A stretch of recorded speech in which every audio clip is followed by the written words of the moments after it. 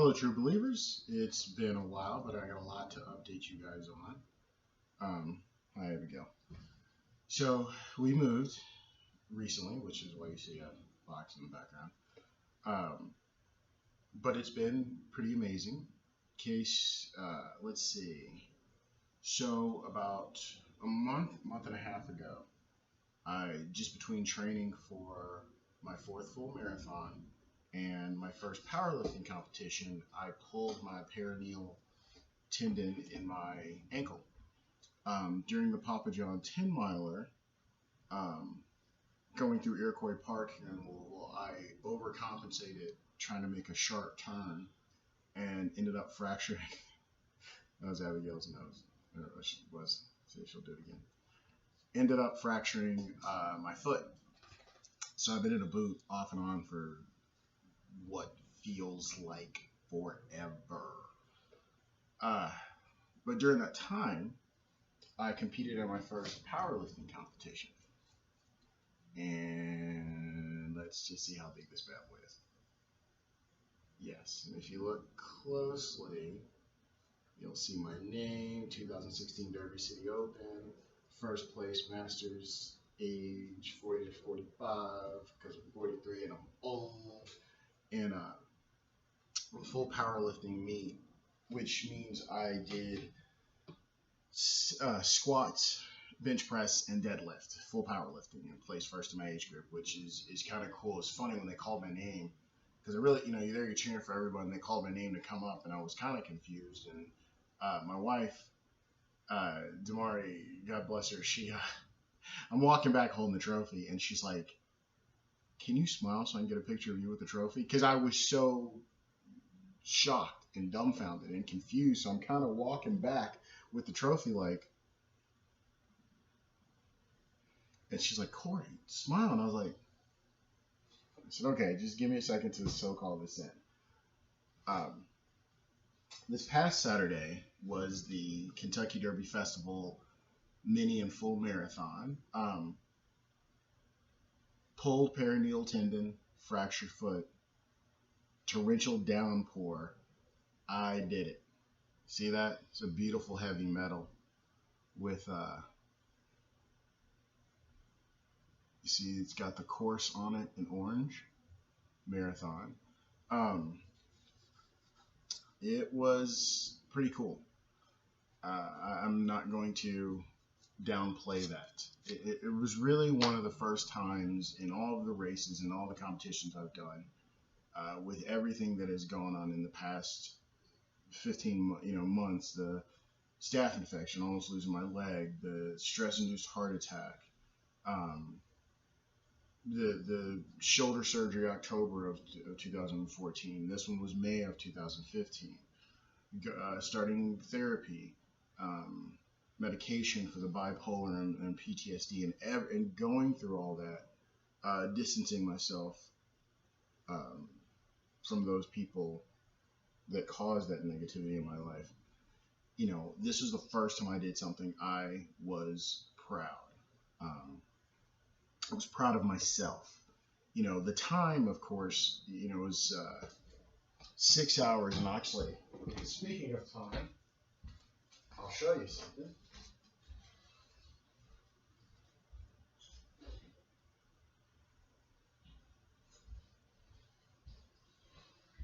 Okay, so the time, of course, was, and a really good friend of mine, Christy Weddington, got me this shirt. On a scale of 1 to 10, I'm a 26.2, is in the number of miles in a marathon. So thank you, Christy. You were an absolute godsend of a friend. One of the neat things, we live in Kentucky, and 90% of the bourbon in the world is made here, and it can only be called bourbon if it's made here. Otherwise, it's whiskey. Downtown 4th Street, we have the Jim Beam Urban Stillhouse Select. So they make their own brand there. So you're not dealing with a bourbon that's been shipped all around and dealing with temperature changes and climate changes. This is made right here in Louisville.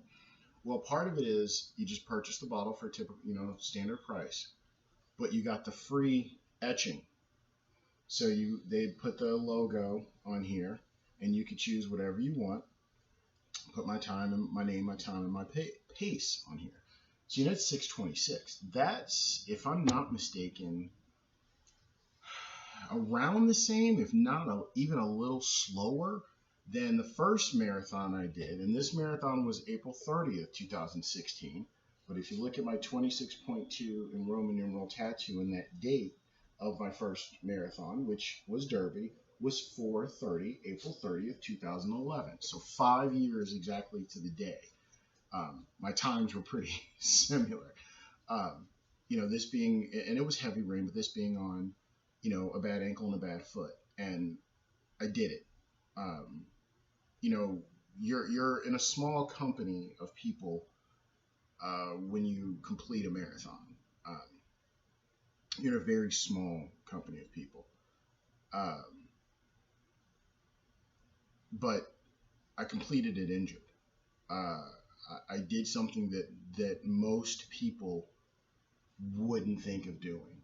I have a wonderful support system, and I keep that support system small.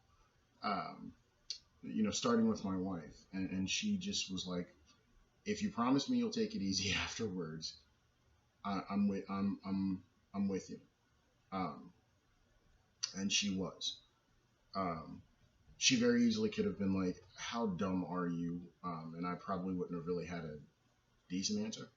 Um, but she never once said you can't do it. She never once said I don't think you can do it. She never once said I don't think it's possible.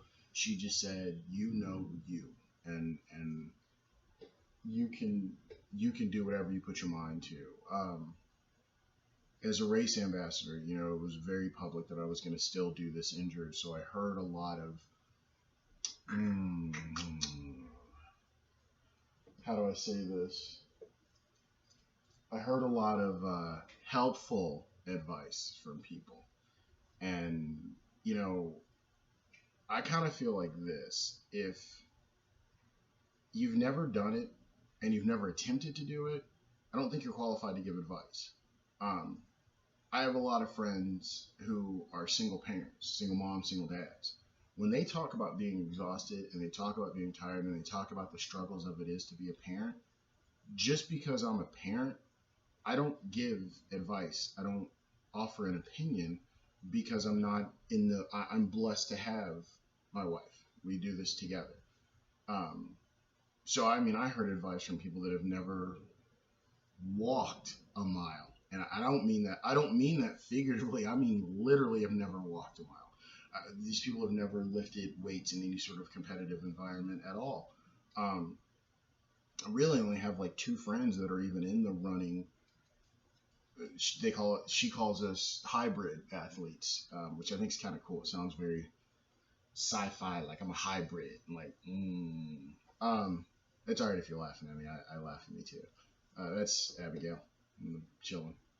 So, I really had gotten to a point I was really tired of it. I was just tired of hearing people because, it's easy to sit on the couch and criticize. And people like, well, you're injured and this and that. And I was like, but here's the thing. Nobody gets injured being inactive. If you're injured or you have a nagging pain or this or that, you have that because you're active. And that's going to happen. There's just, that's just factual. If you're doing things in a truly trying to better yourself mode in a consistent basis over time, it is going to happen. If you're someone that goes to the gym once a week and you take that one class that they offer and that's all, and then that's all you do, no, you're probably not going to get hurt or get injured as quickly as the person who's there 5 to 6 times, that's hitting the weights, that's burning 1,000 calories each workout, which is what I do. So Saturday, I'm going through the race, and it's funny when you're about to embark on something that is going to really test the endurance of your brain, because physically you're just moving one foot in front of the other. That's really what this all comes down to. In a marathon, you have to have your mental capacities in order. You just do, because if you're not mentally ready for this, it will break you. And I've seen it happen to people. It has nothing to do with their physical being. It is the mental wear and tear on you that mile 18, mile 19, mile 20, mile 22, mile 24, that it's just, you don't have it anymore. So I had spent time thinking of all these cute little mantras and scenes from movies and wrestlers even, and things of what I would play in my head when I got tired. None of that shit even came up. I mean, there was times I was flat out loud talking to myself, and I'd laugh because, I'm an only child. I've not necessarily had the most loving childhood, so it was pretty easy to be alone. When you're doing the Derby Marathon, it's a beautiful view of the city, and I'm telling you right now, registration has opened up for 2017. My race ambassadorship is over, so this is not even me telling you to pick me. It is a beautiful tour of Louisville, and it is a wonderful way, whether you are a tourist or you're local, to see the city. Mile 8, you do an indoor loop of Churchill Downs, where the Kentucky Derby is. For anyone watching this, it's not in Louisville. And it's amazing because unless you work there, this is not a part you're going to see on a tour. This is not a part you're going to see if you're the average spectator. And there's, we come in and everybody's just, it's a beautiful night. Even though it's raining horribly, people were still like, oh my goodness. The distance to that door, to me, they're outrunning the horses that are going to be in Saturday's Kentucky Derby. Nothing more. And I mean, you can't see, but I'm getting goosebumps as I'm even talking about this. It's beautiful. It's majestic. It's just, it is so incredible. It is a God's view, of horses and power. And it's oh my goodness, it's phenomenal view of God's work. And you can't help but to be in awe. Now, when you come out of that, you got a little bit, and it's mile 9, and then you split. So if you're in the half marathon, you're making a left, and they're screaming at you. It's coming up. There's signs. There's no oops, I didn't know. And if you're making the full marathon, you're making the right. And it's funny because you got to realize there's 16,000 runners. There's maybe, and someone can prove me wrong, there may be 1,100 marathoners. So you can imagine that split gets real distinctive. I mean, it is, here's my hand and here's my pinky nail as far as that split goes. This is where I've said before, me doing my training runs at 4:30 in the morning, me doing these things by myself early in the morning is a great setup for this split for me. It doesn't feel, I don't feel alone. I don't feel like, oh my goodness, what am I going to do? I actually feel right at home at that point. It's probably harder for me to run amongst a group of people than it is to be by myself. Now, the great thing is, up until this split, I ran, with another race ambassador who I actually consider a friend of mine, Chris Powell. And hiccups. Usually I don't really run with anybody, and we kind of found each other. I want to say it was about mile 4. He's a great guy. He's one of those human beings you really consider yourself blessed to know. Father, husband, just an incredible person, and like me, comic book guy. We talked stuff. And I had a plan. I was doing a 4-mile run, 1-mile walk to really just sort of salvage or save my foot and ankle as much as I could. So we ran and talked, and it was like we got to the split, and I remember shaking his hand, and I was hoping I was very serious. I said, it was an honor and a privilege to run with you, Chris. It was really a lot of fun, and I thanked him, and he said, no, thank you. And I said, I apologize. I probably slowed you down a ridiculous amount off your time. But he, and I kept telling him, I was like, Chris, if you want to go, dude, I said, my feelings aren't going to be hurt. I said, I'm not setting PRs. This is not going to be a fast day. And he stayed, and we talked, and it was fun. So we came across that split, and now, the rain's really starting to come down, and so I was like, okay, here's where the rubber meets the road. Here's where, if it's going to happen, it's going to happen now. We have to, let's take a mental check on how we are physically, and then let's stay in our zone. I have two running mantras, and when I say to myself during these times, and one of them is, you know, one of them is run the mile you're in. Don't get caught up in how many miles you have done. Don't get caught up in how many miles you have to go. Run the mile you're in.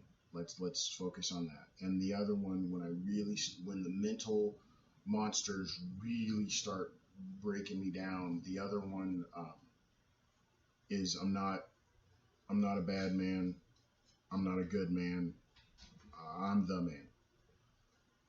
And that's just to remind myself that you can do this. And I'm Abigail, you know, and that I can do this.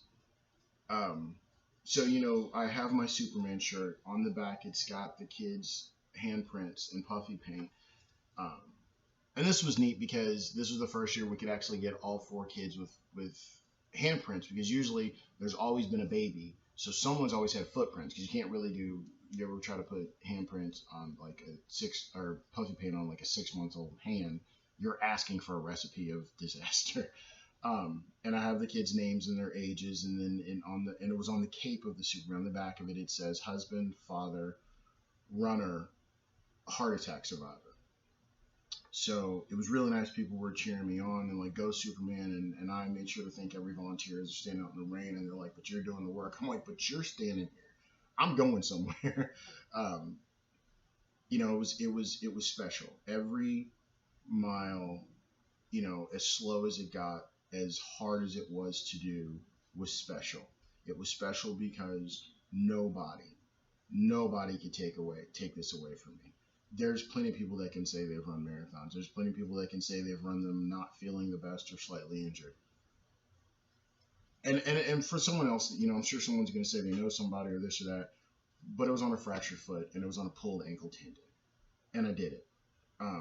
There's times I could have quit that not one person would have begrudged me a single thing. I'm sure I would have gotten a lot of "I told you so," "I told you it was too hard, you should have rested," blah blah blah, but I didn't. I did this. You can't take that away from me, and it was a pretty fantastic thing. Now, weirdly enough, Saturday after the race, all day, I really flip flopped between wanting to throw up and crying. Um, I just mentally, I never felt that way after a race.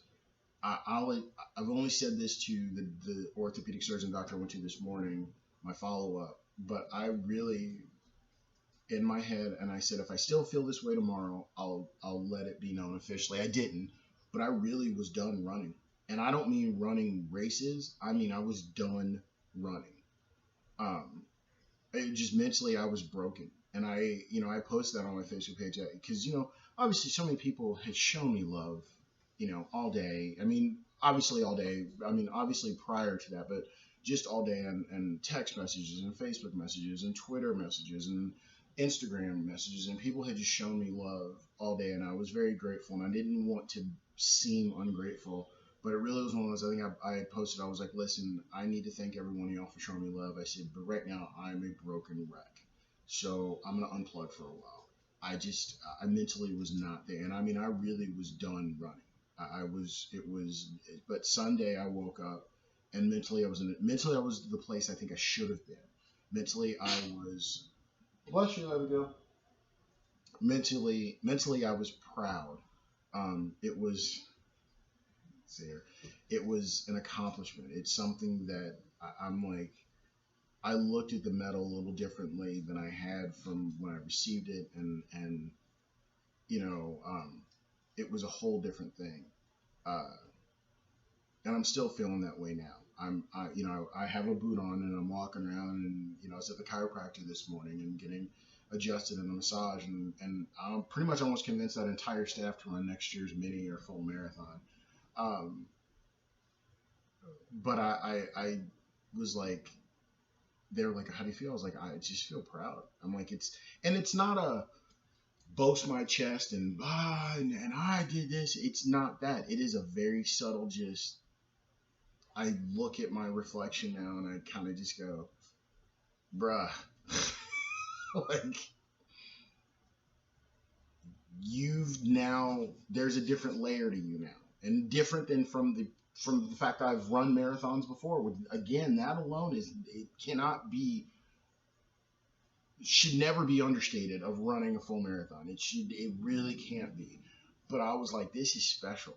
I mean, this is one of those like I mean now on the other sense, there's part of me that's laughing at me going, you have lost the ability to ever say you can't do something, it's too hard. For the rest of your life, Corey, somebody asks you to do something or there's a challenge in front of you, you've lost the right to go, this is too hard, I can't do it. Because your trump card's been played. I mean, the ace has been thrown down. You've gone all in and without bluffing and not blinking and took home the pot. So you kind of got, I can't ever say, no, it's too hard. And I think about that a lot and I laugh to myself. I talk to my kid, I remember crossing the finish line and ironically enough, it was another race ambassador there, Steve Bennett, and he handed me my medal. He gave it, not handed it to me, he put it on my neck. And the first thing I thought was, holy shit, this is heavy.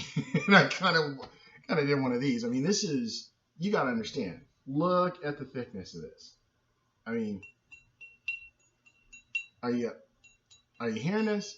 So I was like, holy crap, this is heavy, then I was like, it should be, David. I ran 26 miles. And then I remember I was kind of grabbing onto him and he's like, Corey, you need me to call a medic? And I was like, no, I made it this far, dude. I got to make it out on my own 2 feet. And that was, he said it's kind of neat. And I told the kids, I said, listen to me. Cause I had, people said some hurtful shit. I had people telling me, if your kids play sports and they ever get injured and they cause permanent damage to themselves, you're going to be the blame for it. And I haven't said that publicly, but I'm not kidding you that there was not a day that went by in this past month and a half I've not heard that from a different person. And I've only wanted to say, and mark this down as me swearing, I only wanted to be like, fuck you. And I said my kids in any of the races I went injured, the Rhodes 10K and the Papa John 10 miler, 2 of the Louisville Triple Crown of running, and this race and the powerlifting competition. I looked at them, I said, I want, my oldest daughter gets it. She's like, I got in the car and I looked, my family was there at the finish line. It's raining. My son, 2-year-old, he's at that age where playing in puddles and mud is fun. So he doesn't care. But there's this moment where I'm coming and they're cheering and I'm waving and I'm starting to get a little teary. And my son makes eye contact with me and his face lit up and I got in the car and like I said, I mentally was not, I wasn't in a good place. And I just said, I'm sorry you guys have been waiting so long. And my 11-year-old Ayana said, Poppy, you ran 26.2 miles on a fractured foot. We're good.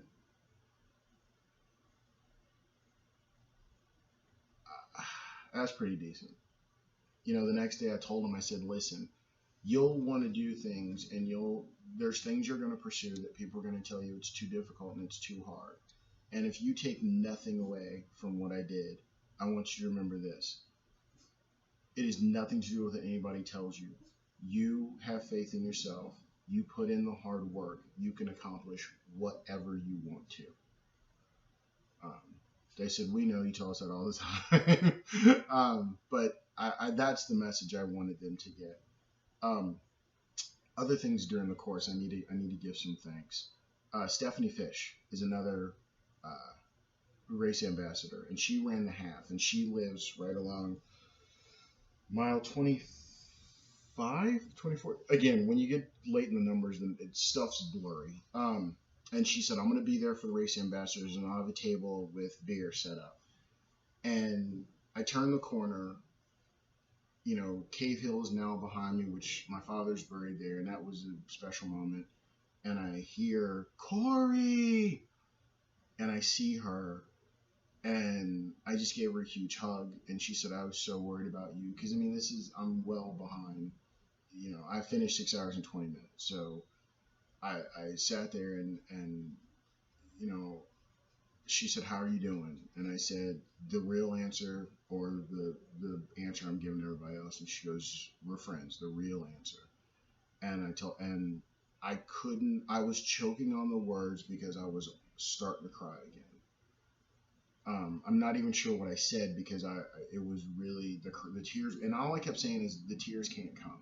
If the tears come, they can come after we cross the finish line. But if the tears start, it was a wrap. Mentally, I was going to become. It was going to be like the Bugs Bunny Daffy Duck cartoon where Daffy Duck has a loose thread and he keeps pulling, and all of his fur comes. It was going to be that. Um, and she just gave me a hug, and I mean a hug, not like a legit hug, a friend hug, supportive hug, and said, "You have less than 3 miles." So I guess it was after 20. I'm sorry, it was after 24, whatever. Do them at 23. And she's like, "You've got less than 3 miles. Do you have that in you?" And I just remember saying, "I have to." And she said, "All right." She goes, "You're a badass." And I was like, "Fish, thank you. I love you dearly. You have no idea how much you being here helped." And then I went on my way.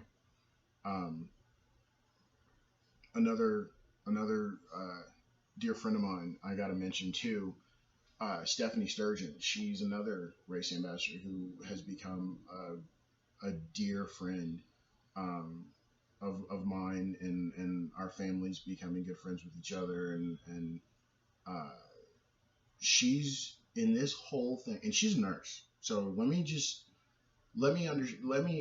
explain my expertise. My point there is she's a race ambassador. She's a runner. She's a nurse.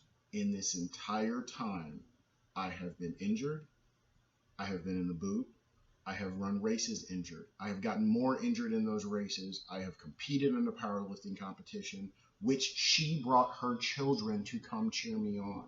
Her and her kids came and cheered me on. And a full marathon, injured.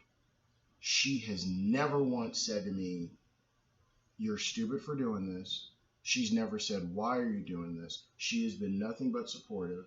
She's even offered to watch the kids because she knows Damari and I don't really have a support system. It's just her and I to watch the kids so Damari and I can have a date night.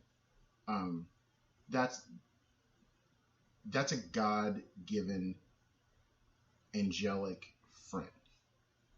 Understanding, again, going back to the medical side, there's plenty. She could have come to me from a legit place of where I would have been like, well, I have to listen to like, "Corey, you can't do this. This is just stupid. This is, I'm speaking medically and as a runner." Never once. Never. All did was ask me, was I okay? Showed support, showed love. Um, Damari, kids need anything. And her husband ran the half marathon. I hate calling it a mini because it's 13 miles. It's a legit, it's, legit. But ran the mini marathon that day, and it was her 10th half marathon, and it was her husband's first half marathon, and they got to run it together, and that's pretty special, and that's the kind of people her and Matt are. And great guy. I mean, and she's a great friend, and there's some shout outs I needed to give there. But I mean, I did this. I remember not jumping. I'm kind of jumping around, but like the powerlifting competition, I was there. I'm in my singlet, everything else, and I still have my boot on. The only time I took my boot off and put a shoe on was when it was my time to lift. So people are just staring at me. Damari doesn't blink. My kids don't blink. Stephanie doesn't blink. Her sons don't blink. They're like, "What do you need? You need some Gatorade? You need some water?" They're cheering me on. They're taking pictures. And it was phenomenal. My first lift, my numbers were obviously going to be lower than what I could do. I mean, my squat was, I think, 350, and I can squat way more than that. My deadlift was like 3. Well, we had to go to kilograms they had a chart, so everything was kind of like your pound was like something 0.6 of your practice, but whatever. My bench, because you have to have both feet flat on the ground, and they can't, much less they can't come up, and you can't even shift them, so they have to stay flat. So you have to plant down on the center of your foot, which is where my fracture is. So I still think I only did like 225 on bench, 375 on deadlifts, 300 maybe on squat. It's kind of like running. I never really pay attention to numbers. I just do it. And you have 3 attempts in each uh, discipline. And all I kept saying the whole time when people said, what is your goal? And I said, I just want to go 9 for 9. I want 9 successful lifts, especially coming in this injury situation. I said, I don't care about placement. I just want 9 successful lifts. So I knew my numbers were going to be down, and I did them, and it was fine. So when I found out I won my age group, I felt, it was nice.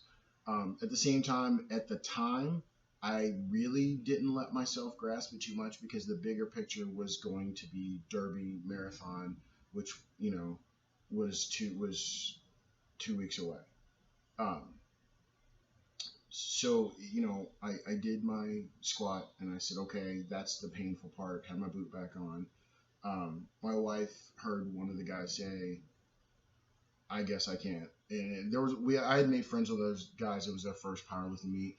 And it was at Powerhouse Gym, and I owe a shout to my friend Sean and her boyfriend Austin, as well as Phil, the owner. Phil, the owner of Powerhouse Gym in Middletown, Louisville, was they're in Middletown in Louisville. Sorry, super nice guy and so accommodating, especially for us newbies. Just so a quality human being. Sean and Austin are those people that she calls us the hybrid athletes that were endurance runners and powerlifting, which I won't even go into the whole trying to eat enough calories in a day. That's a full-time damn job. To try to make up for the calories you're burning in working out and running. So I really, during the award ceremony, was there to cheer Sean and Austin on and everyone else. And so when they called my name, I was very confused. It was funny. I said already. So I did my discipline and I got through squats and I thought, okay, I'm glad squat was first because that was going to put the most pressure. Bench press was next, and it was one of those. One of my good friends, Jason, who's one of the people from Body Under Construction where I'm a personal trainer at, he'd come to support me too, and that's huge. I asked him to be my spotter, and he got me right in the rhythm of doing it, and I don't think I could have done it at all without him helping me. So, did my 3 lifts, walked away, I was cool, definitely in some pain, and last I knew was deadlift. Weirdly enough, because if you're doing deadlift correctly, your legs aren't even there as a piston point like squat. That's where your power's coming from. Bench, that's where you're having to press down. Deadlift, they're really more of a stability thing. Because I just need them to be in place, in the right place. Everything else is going to be back, up, shoulders back. So I did that. And the interesting thing when you do a powerlifting competition, when you do squat, you take the rack. You have to wait for the command when to go down. And you go down to where you think you've gone down far enough. And he had said to us ahead of time, he's like, however low you think you should go, drop down a little more. Because normally when you squat in the gym, here's your thigh, here's your leg.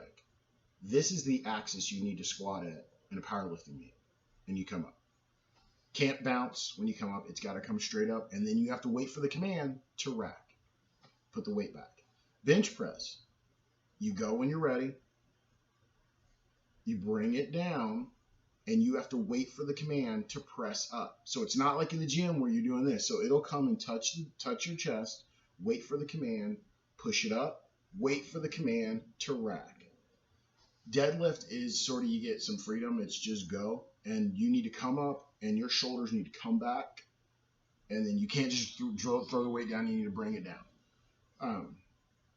And, from an experience standpoint, I really just wanted to go 9 for 9. I wasn't trying to do anything. I wanted the full experience. And I did and got a trophy. It's been an amazing month of April that I got a trophy. And the first time I'm doing something, I have a medal that really comes with a pretty cool story. Even now, I was at training clients yesterday, and I'm at the gym and putting out, I'm walking around in a booth, but with a marathon though. Getting stopped when I was at the chiropractor this morning. People asked me about that, and at the orthopedic surgeon this morning, everybody's like, man, and that's what it is. It's a smile. It's cool. It's the Han Solo smile. It's, it's not like I need to walk in and say anything. It's just something I know inside that I'm proud of. Um, so I'm gonna include some pictures from the powerlifting tournament on here. I don't really have any. I didn't take pictures with all the rain. I didn't take any pictures during the marathon. And apparently, the photo company that took pictures for the marathon, no one really has any pictures of. And I'm getting the feeling that even though they're paid to be out in all types of weather uh, to take pictures, that they sort of took off and didn't. But if I can find some, I'm going to post those up. Abigail, what are you chilling on? Um, I'm going to post those as well. And I'll post a couple of the pre-race pictures we took that morning. Um, but it's pretty cool, you know. But I did promise both my orthopedic surgeon and my wife real real rest now. Um, Real take some time off. I was gonna do a powerlifting competition in June. I was gonna do a half marathon in June. No, it'll if I run the next run, I'll hopefully do will be in the fall. Um, so I will legitimately take time to heal off. For anyone watching this that has followed me through this journey, thank you. Anyone watching this that has followed me through this journey and has been one of those people that have had the helpful comments, or I just want to give you my opinion because you feel like you have to, fuck you. Simple as that.